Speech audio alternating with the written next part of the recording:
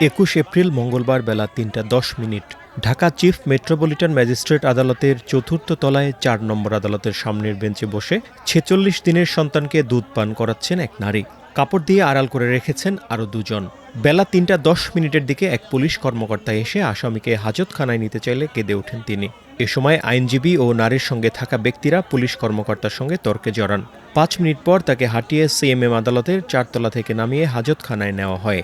এ সময় কাঁদতে থাকেন তিনি। ওই নারীর নাম শিল্পী বেগম।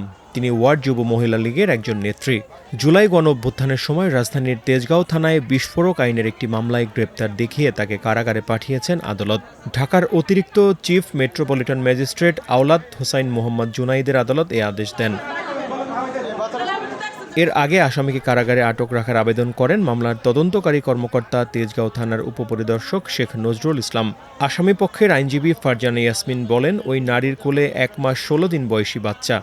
আদালতে বলেছিলাম যে তার যেহেতু সিজার করে বাচ্চাটা হয়েছে, তার ক্ষত এখনো শুকায়নি, তাকে প্রতিনিয়ত ফলো আপে রাখতে হচ্ছে এবং একটি ছোট শিশু বাচ্চা যে তার মায়ের উপরেই নির্ভরশীল, মায়ের দুধ ছাড়া তিনি অন্য কিছুর উপরে নির্ভরশীল না এবং খাইতেও পারবে না এবং তার জীবন ধারণও একটি অনিশ্চয়তার মধ্যে চলে যাবে এবং এটাতে শিশুর জীবনে ঝুঁকি আছে। আমরা এই আদালতকে আমরা এই বিষয়গুলো বলেছি এবং বলেছি যেহেতু বিষয়টি অত্যন্ত সংবেদনশীল একটি বিষয়, আমরা আদালতে যে কোনো শর্তে আসামির জন্য জামিন চেয়েছিলাম। আমরা বলেছিলাম যে প্রত্যেকটি ধার্য তারিখে আসামি আসবে এবং যে কোনো শর্তে, কারণ যেহেতু ছোট শিশু সন্তান রয়েছে, শিশু সন্তানটার দেখভালের একটি বিষয় রয়েছে।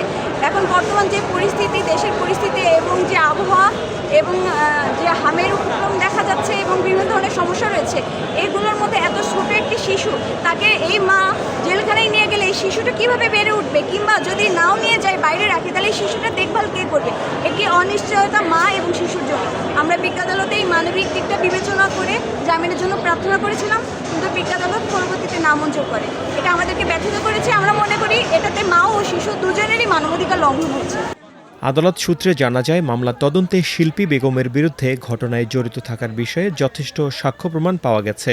গোপন তথ্যের ভিত্তিতে ২০ এপ্রিল নিজের বাসা থেকে তাকে গ্রেপ্তার করা হয়। তিনি বৈষম্য বিরোধী ছাত্র আন্দোলন দমনে সক্রিয় ভূমিকা পালন করেন বলে তদন্তে জানা গেছে।